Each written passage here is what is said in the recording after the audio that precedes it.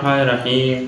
आज का हमारा लेक्चर है प्रेजेंट इंडेफिनिट या सिंपल टेंस। हम प्रेजेंट इंडेफिनिट टेंस को तफसील के साथ डिस्कस करूँगा कि प्रेजेंट इंडेफिनिट टेंस क्या है और किस तरह ट्रांसलेट होते हैं और उसका स्ट्रक्चर और उसका डेफिनेशन हम सब इंशाल्लाह इस लेक्चर में पढ़ेंगे। प्रेजेंट इंडेफिनिट टेंस को हम उर्दू में फ़ेल हाल या सादा भी कहा जाता है।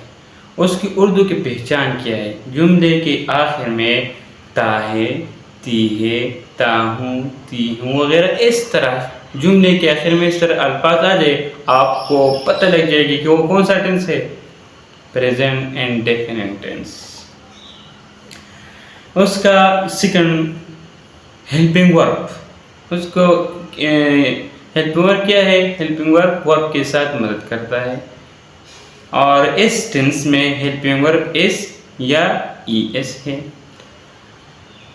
फॉर्म ऑफ द वर्ब, उसकी कौन सा फॉर्म लगेगा? Form of the verb first form of the verb लगेगा। इस टेंस प्रेजेंट इंडेफिनिट टेंस में first form of the verb लगेगा। उसके बाद उसका स्ट्रक्चर कौन सा है और किस तरह है? स्ट्रक्चर ये कि सबसे पहले हम सब्जेक्ट लिखेंगे, उसके बाद वर्ब लिखेंगे और आखिर में क्या?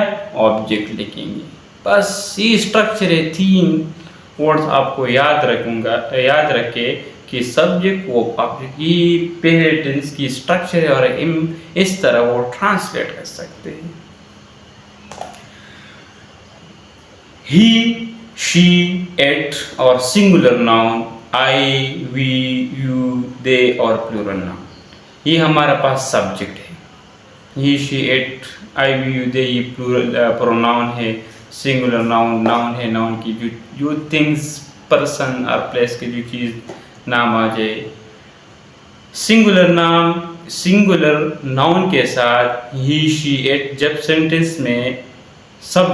सेंटेंस के सब्जेक्ट में ही, शी, इट और सिंगुलर नाउन आ जाए तो उसके वर्ब के साथ एस या ईएस लिखेंगे।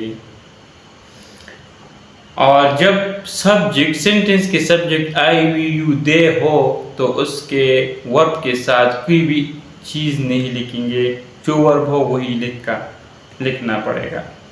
ये हमारे पास हेल्पिंग वर्ब है। और ही किस लिए इस्तेमाल कर सकते हैं? ही वो लड़का के लिए इस्तेमाल होते हैं। शी वो लड़की के लिए इस्तेमाल होते हैं। एट यही बेजान के लिए इस्तेमाल होते हैं। आई मेरे लिए इस्तेमाल होते हैं। वी हम सब के लिए इस्तेमाल होते हैं। यू तुम आपके लिए इस्तेमाल होते हो, सामीन के लिए जो आप देख रहे हैं वीडियो। और दे किस लिए इस्तेमाल होते हैं? प्लूरल, लड़की के लिए और लड़का दोनों के लिए इस्तेमाल होते हैं। जो 2 से 1 से ज़्यादा हो इसलिए इस्तेमाल होते हैं। चले हम देखते हैं पॉजिटिव सेंटेंस की तरफ। मस्बत जुमले क्या है? जो इसमें इनकार भी ना हो और सवाल ना हो, उसका हम मस्बत जुमले भी कहा जाता है। पॉजिटिव सेंटेंस उसका स्ट्रक्चर कैसा है?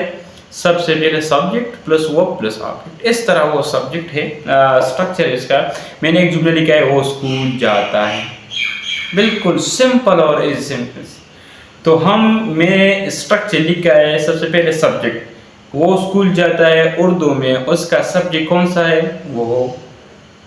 तो वो के लिए हम क्या इस्तेमाल कर सकते हैं?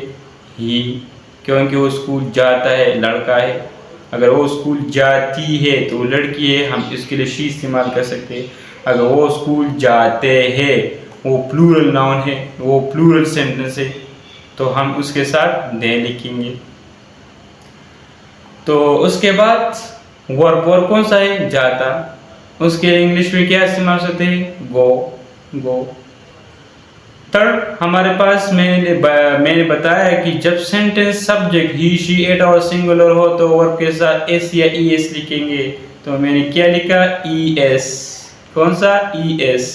और उसके बाद स्कूल ऑब्जेक्ट है, तो सब्जेक्ट हुआ, वर्ब भी हुआ और लास्ट में क्या हुआ? ऑब्जेक्ट में लिखा है ही गो स्कूल, वो स्कूल जाता है। लेकिन वो स्कूल जाता है, वो डायरेक्शन शो करता है कि इस तरफ जाता है, तो हम इसके लिए टू इस्तेमाल कर सकते हैं ताकि हमें डायरेक्शन मालूम हो। डायरेक्शन के लिए इस्तेमाल होते हैं ही गोज़ टू स्कूल और सेंटेंस के आखिर में फुल स्टॉप, और सेंटेंस की पहली वर्ड्स यानी कि ही उसका कैपिटल लिखना पड़ेगा और सेंटेंस के आखिर में फुल स्टॉप लिखेंगे। बिल्कुल सिंपल और इजी है। चलिए हम देखते हैं दूसरे सेंटेंस की तरफ। अली क्रिकेट खेलता है। इसमें सब्जेक्ट कौन सा है? अली।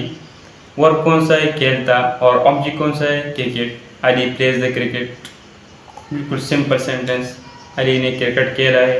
तो सेंटेंस का सब्जेक्ट नाउन हो तो सिंगुलर हो तो मैंने वर्ब के साथ इस लगाया और सेंटेंस के आखिर में फुल स्टॉप। और जब सेंटेंस हम स्टार्ट करते हैं तो कैपिटल लेटर यानी स्मॉल लेटर से नहीं कैपिटल लेटर से स्टार्ट करना पड़ेगा।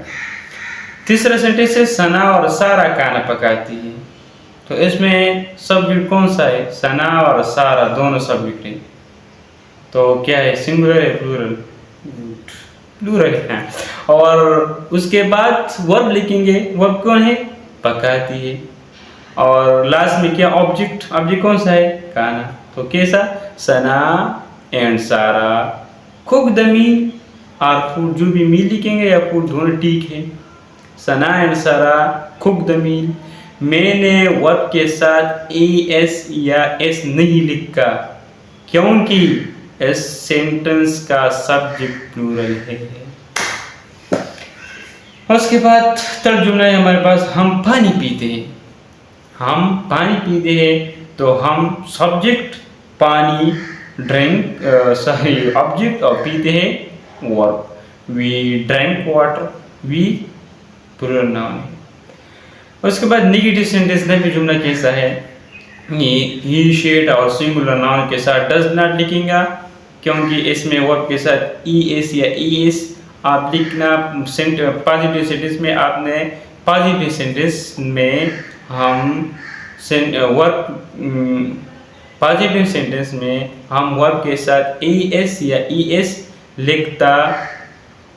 तो मैं नेगेटिव सेंटेंस में जब ही शी इट और सिंगुलर नाउन सब्जेक्ट हो तो उसके साथ हम डज नॉट लिखेंगे और आई यू दे के साथ डू नॉट लिखेंगे। और जो डज नॉट हो ही शी इट सिंगुलर नाउन के साथ एस या ई एस मैंने वर्ब के साथ लिखा तो वो हम नहीं लिखेंगे क्योंकि वो उसके साथ हम डज नॉट और डू नॉट लिखेंगे। ई एस और एस जो पॉजिटिव सेंटेंस में उसका मेथड था, उसका कानून था, लेकिन नेगेटिव सेंटेंस में क्या हुआ? डज नॉट में कन्वर्ट हुआ। हम डज नॉट इस्तेमाल कर सकते हैं और डज नॉट क्या है? नफी जुमला, नफी इनकार के लिए इस्तेमाल कर सकते हैं। नेगेटिव सेंटेंस का स्ट्रक्चर कौन सा है? सब्जेक्ट प्लस डू नॉट और डज नॉट, या डू नॉट हम लिखेंगे या डज नॉट लिखेंगे प्लस वर्ब और लास्ट में ऑब्जेक्ट। वो स्कूल नहीं जाता है और स्कूल तनज़ीम, वो स्कूल नहीं जाता है तो वो क्या है? वो गर्मी है ना। वो के लिए सब्जेक्ट हमने लिखा ही, उसके बाद डज नॉट क्योंकि सब्जेक्ट क्या है? सिंगुलर नाउन है। और इसके आखिर में उसके बाद वर्ब गो और टू डायरेक्शन के लिए और स्कूल ऑब्जेक्ट है school. He does not go to school, वो स्कूल नहीं जाता है। मैंने गो के साथ एस या ई एस नहीं लिखा क्योंकि मैंने पहले डू के साथ ई एस लिखा है। ही डज नॉट। जब नेगेटिव सेंटेंस हो तो वर्ब के साथ ई एस या ई एस नहीं लिखना, डज नॉट लिखना पड़ेगा। बिल्कुल सिंपल सेंटेंस है। इस तरह सेंटेंस आप कभी भी भूल नहीं जाएंगे कि जब आप अच्छी तरीके से याद हो जाएगा। अपनी कोशिश की, थोड़ा सा मेहनत की, इतने ज़्यादा वीडियो नहीं, बिल्कुल सिंपल और सादा है। अली क्रिकेट नहीं खेलता है तो क्या? Ali does not play the cricket. बिल्कुल सिंपल। सना और सारा का नहीं पकाती है तो वो प्लूरल सेंटेंस है ना, तो क्या है? Sana and Sara do not cook the meal और food. Do not, does not नहीं क्योंकि इसके सब्जेक्ट सिंगुलर नहीं है ना, क्या है? प्लूरल है। और हम पानी नहीं पीते हैं तो उसके सेंटेंस क्या है? थोड़ा सा ट्रांसलेट करो ना। Good, we do not drink water.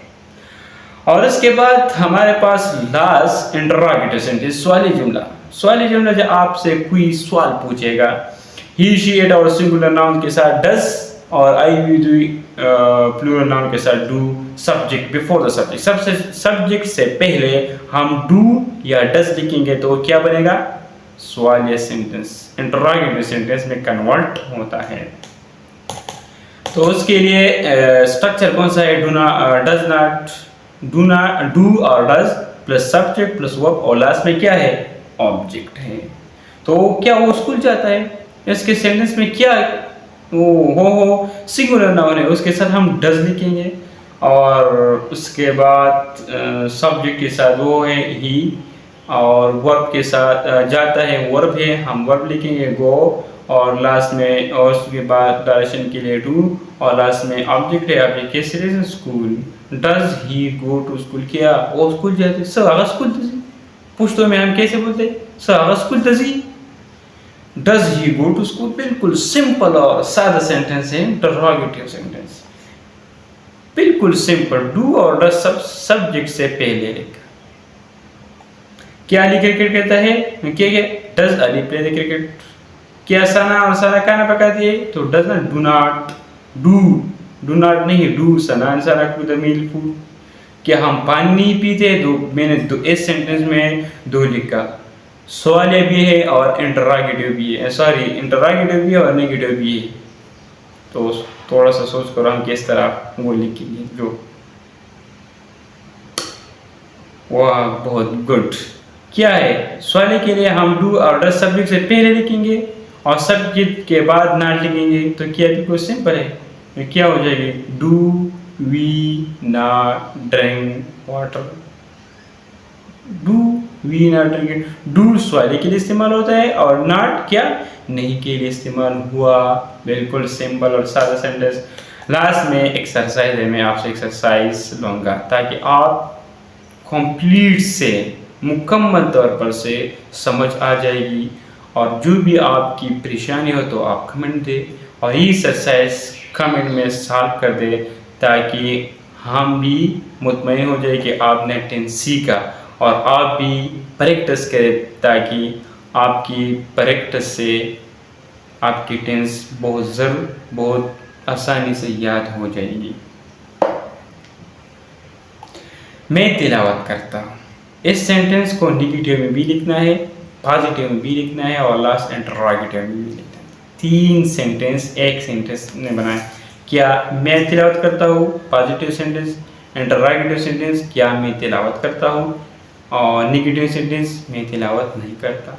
तो बिल्कुल सिंपल, तिलावत के लिए रिसाइट इस्तेमाल होते हैं। और परिंदे हवा में उड़ते हैं, परिंदे हवा में उड़ते हैं, इसमें भी 3 सेंटेंस बनाए, और लास्ट में तुम सबक पढ़ते हो। मैंने 3 सेंटेंस आपको दिया, ये 3 सेंटेंस, हर एक सेंटेंस को 3 सेंटेंस में डिवाइड 3 सेंटेंस में लिख दें, ताकि आप प्रैक्टिस हो जाए। बहुत अच्छा है, इंशाल्लाह हम फिर मिलेंगे एक दूसरे लेक्चर के साथ, एक दूसरे टेंस में। Thank you for watching.